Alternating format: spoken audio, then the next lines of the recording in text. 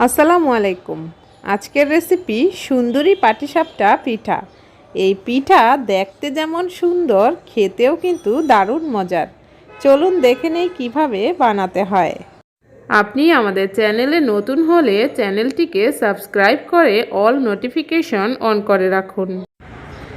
সুন্দরী পাটিসাপটা বানানোর জন্য এখানে আমি 4 টেবিল চামচ পরিমাণ ভিজা চালের গুঁড়া নিয়েছি। আর এই 4 টেবিল চামচ চালের গুঁড়ার সাথে 1.5 টেবিল চামচ পরিমাণ ময়দা নিয়েছি। এখানে আপনি ময়দার পরিবর্তে আটাও নিতে পারবেন। দিচ্ছি সামান্য পরিমাণ লবণ। এখন দিচ্ছি 1 টেবিল চামচ পরিমাণ চিনি। তারপর খুব ভালোভাবে মিশিয়ে নিচ্ছি।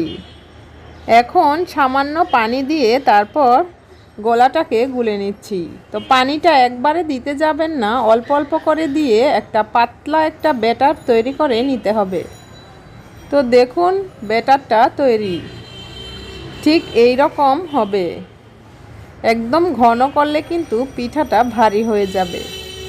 এখন আমি দুটো বাটির মধ্যে আলাদা আলাদা করে 2 টেবিল চামচ পরিমাণ ব্যাটার নিয়ে নিচ্ছি। আর একটার মধ্যে 2 ফোঁটার মতো গ্রিন ফুড কালার মিশিয়ে নিচ্ছি। এখানে আপনি চাইলে আপনার ইচ্ছা মতো কালার ইউজ করতে পারেন। অন্য বাটিতে আমি রেড ফুড কালার মিশিয়ে নিয়েছি।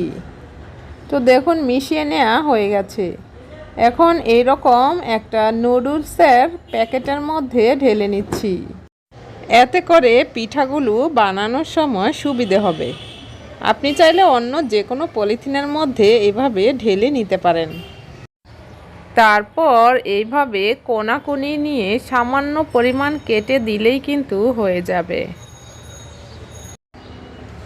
এবার চলে যাচ্ছি চুলায় একটা প্যানের মধ্যে টিস্যুর মধ্যে সামান্য তেল নিয়ে তারপর মুছে নিতে হবে।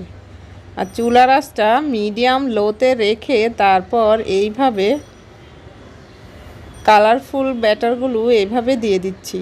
এতে করে সুন্দর একটা ডিজাইন হবে। তারপর উপর দিয়ে দিচ্ছি সাদা কালারের ব্যাটার।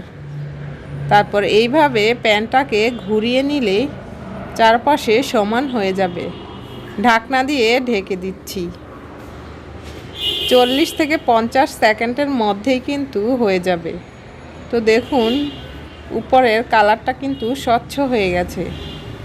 এবার ক্ষীর নিয়ে তারপর দিয়ে দিচ্ছি। এই ক্ষীরের রেসিপি আমি আই বাটনে দিয়ে দিব, দেখে নিতে পারেন, কিংবা ডেসক্রিপশন বক্সেও দেয়া থাকবে, সেখান থেকেও দেখে নিতে পারেন।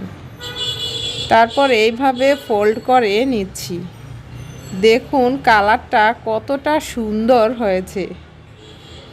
এই পিঠাগুলো যে কোনো হলুদের অনুষ্ঠান কিংবা বিয়ের অনুষ্ঠানে এইভাবে বানিয়ে দিতে পারেন, দেখতে খুব সুন্দর হয়। তো এক এক করে আমি সবগুলো পিঠা বানিয়ে নিয়েছি। পিঠাগুলো দেখতে কিন্তু খুবই লোভনীয় এবং সুন্দর হয়েছে।